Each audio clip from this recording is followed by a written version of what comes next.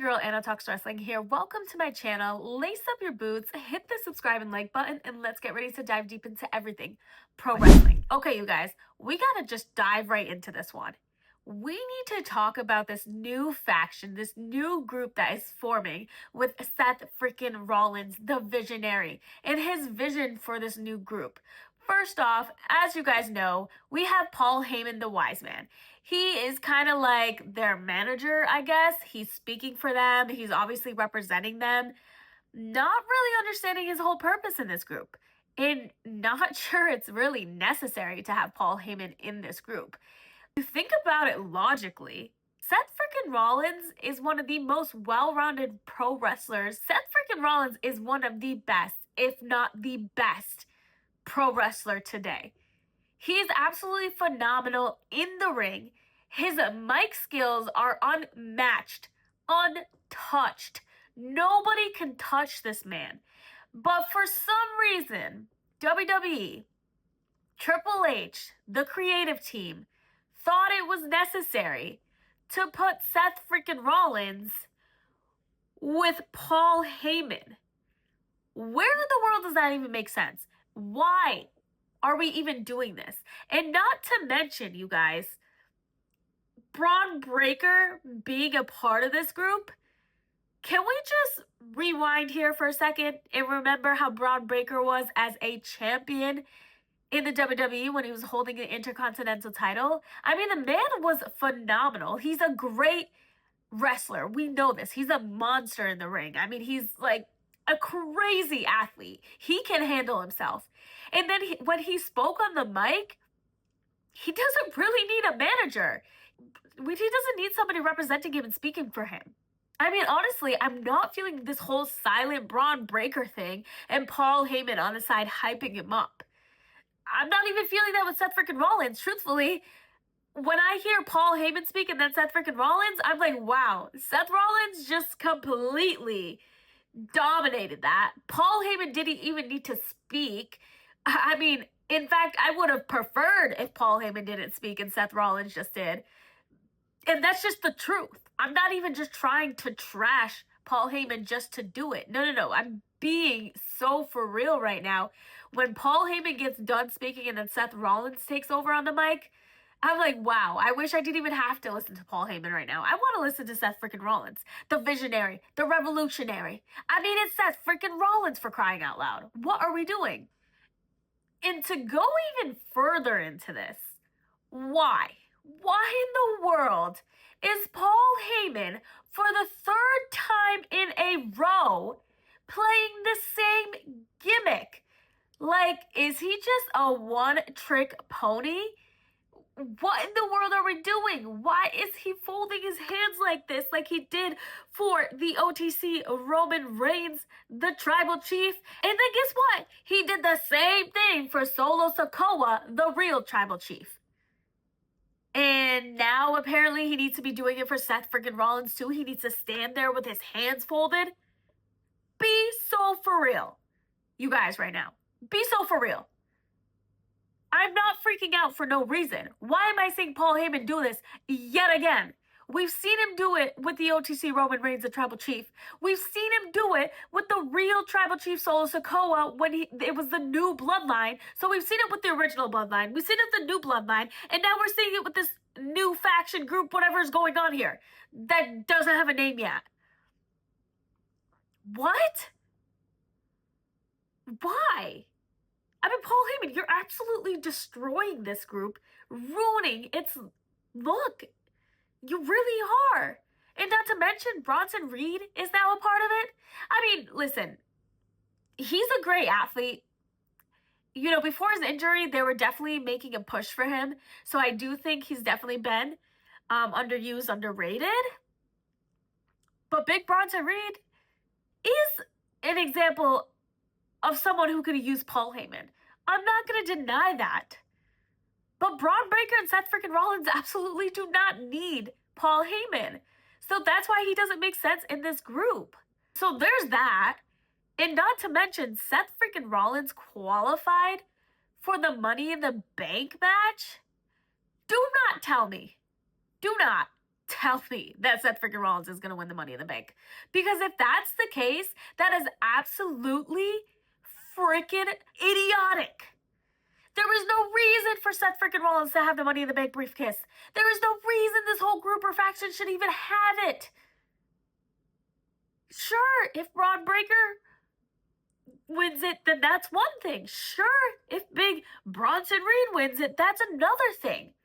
But Seth freaking Rollins, the man who had arguably the best cash-in with the Money in the Bank briefcase in the history of pro wrestling, when he cashed in at WrestleMania, became WWE Champion, arguably the best cash-in ever. At least for me, it was the best. It was one of the best moments in pro wrestling for me. That was such a pivotal moment in my journey of pro wrestling. So there's no reason to put it on him. There's absolutely no reason. I mean, people would at least say it's in the top 5 or top 10, right? What reason? What good reason is there to have him there? Don't tell me he's gonna win it. There's no shot he's gonna win it, right? And if he does, why would that even make any sense? Why does he need it? Why does he need it over somebody like even big Bronson Reed? If you want to give it to somebody else in the group, why not give it to somebody outside of the group? Maybe somebody like, I don't know, Solo Sikoa, Sami Zayn, LA Knight. People who need it, you guys. Maybe have Jimmy Uso win it and face his brother Jey Uso, because they're never going to take that belt off for Jey Uso, apparently, because he's going to face Gunther for another 100,000 times to just win it yet again and be main event Yeet Jey Uso. All I'm saying is there's a ton of other options. Seth freaking Rollins does not need this briefcase. Give it to, heck, give it to our boy, El Grande Americano, Chad Gable, Otis. I don't care. This group does not need it. They're already making so many mistakes by keeping Paul Heyman in the group. And now they want to give Seth freaking Rollins the briefcase? What? I mean, make it make sense, you guys. Who's Seth freaking Rollins gonna go after? Main event Jey Uso, Yeet? For the World Heavyweight Championship? Is he gonna go after John Cena for the WWE Championship just to fail? And have John Cena keep it anyways for no damn reason? I mean, can we talk about the tag team match happening at Money in the Bank with the American Nightmare Cody Rhodes? Main event Jey Uso versus Logan Paul and John Cena? Where does that even make sense? What is WWE doing? What are they thinking? I'm so lost. I'm so confused. Why is Jey Uso Gunther facing for the 500th time? Why is Logan Paul teaming up with John Cena? Make it make sense. Why are neither one of the belts on the line for Money in the Bank? Does that mean nobody can cash in? Isn't that the point of the briefcase? As soon as somebody wins it, they can cash it in when there's a match going on? But if none of the titles are on the line, not the WWE Championship and not the World Heavyweight Championship, then does that mean nobody can cash in? I mean, I'm not saying there's a written rule anywhere, but are we just supposed to think that nobody can cash in and then they're going to do a cash in and maybe have it fail since Triple H hates the Money in the Bank so much for no damn reason? I don't know. I just don't know what's going on here. I'm confused and I'm lost for words on what the heck WWE has been doing. We have The Rock, the final boss, who was present when the American Nightmare Cody Rhodes had John Cena turn on him, and John Cena became a heel at the Elimination Chamber, and we have not seen The Rock since then. Okay. Fast forward to WrestleMania. Still don't see The Rock. The whole Rock joining John Cena not making sense. Fast forward to now. John Cena wins the title, faces R-Truth, but doesn't even have the title on the line because that makes absolutely no freaking sense. In my personal opinion, if you are the champion, you have a singles match, you should be defending your championship. You should be defending your title. What kind of champ are you if you're not doing that? Am I right? Or am I wrong? I don't know. You tell me. Am I just going crazy here? Because what was the point of John Cena doing that? And now he's just going to have a tag team match where his tag team partner is Logan Paul. Logan freaking Paul. The social media megastar. It's not even making any sense, guys. At this point, I'd rather have El Grande Americano as our WWE champ. Oh my goodness. You know what I would love to see for the Money in the Bank? I'll tell you exactly what I would love to see. El Grande Americano qualify for the Money in the Bank match, win the Money in the Bank, cashes in the briefcase, and somehow become the World Heavyweight Champion, because that would be way better than what we've been seeing. Isn't the Money in the Bank supposed to catch us by surprise? Give it to somebody who deserves it. Somebody who's been working their way up. Working their butt off to get to where they are today. Showing up every week. Wrestling. Taking all the bumps. Guy who just can't seem to get his hands on that title. Isn't it for that guy, the underdog, that when they run out and they have that briefcase, you can't help yourself but jump out of your seat, and you can't believe your eyes because this man or woman is about to win the title after working so hard? No, we gotta give it to somebody like Seth freaking Rollins, who's had a crazy cash-in, who's held the title, and who has apparently Paul Heyman and this whole group with what vision? What is the purpose of this group, truthfully?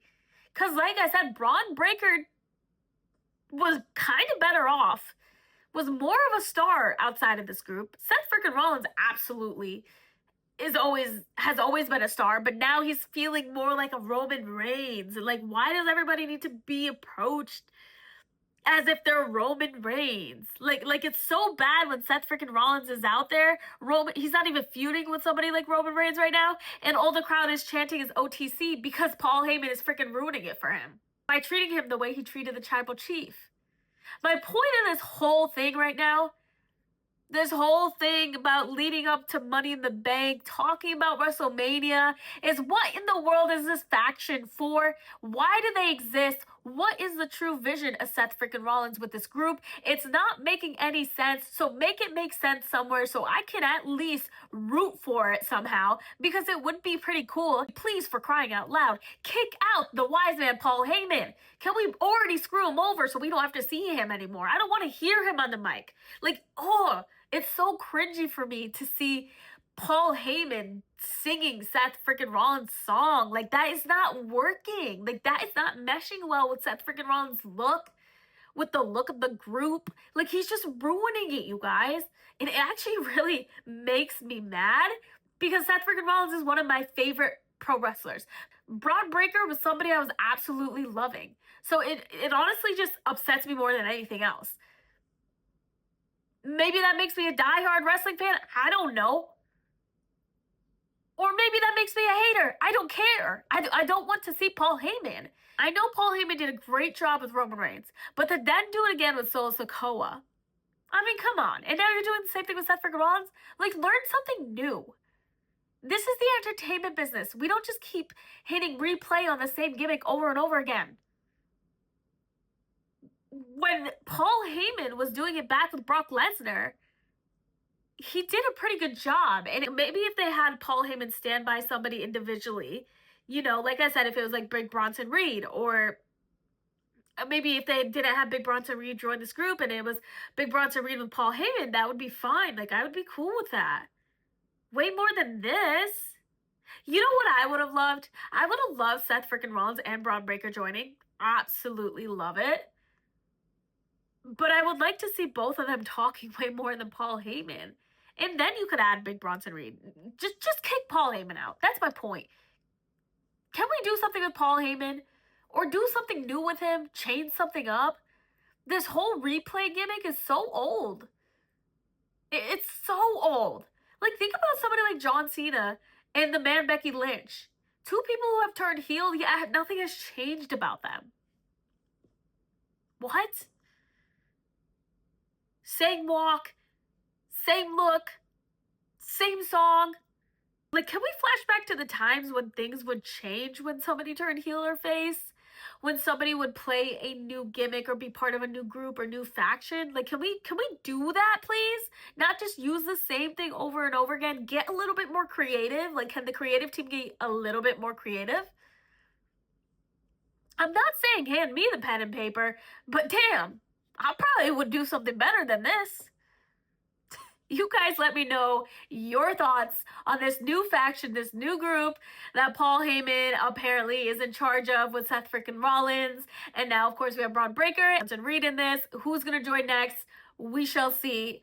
Thank you so much for joining in today. If you enjoyed this video here, please like and subscribe for more wrestling content with your girl Anna here.